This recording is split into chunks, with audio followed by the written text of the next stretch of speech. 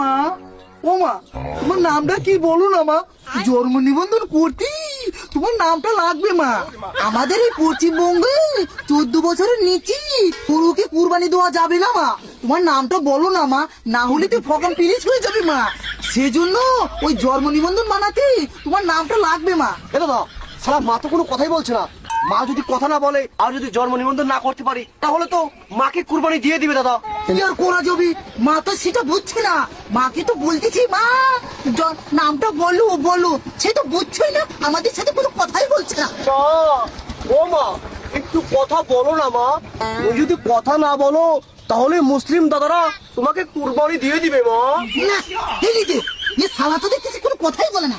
থুক, মা তো দেখতেছি কোনো কথাই বলে না, রাগ করি আছে মনে হচ্ছে। দাদা, মা মনে হয় আপনাকে ঘুষ দিবে। মা খেপে গেছে শালা, কি বলেছেন মাকে? শুনলো তিস মারা দেখে ভালো বুঝে বললুম, নামটা বলো, জন্ম নিবন্ধন করতে হবে। দাদারা যখন পুকুত করে কুরবানি দিয়ে দিবে না, তখন বুঝবে না, বলবে না ছেলেরা ভালোর জন্য বলছিল, শুনলুম না। এখন তো আমার প্রোগ্রাম প্লিজ হয়েই গেল। ভালো ভালো, চলুন।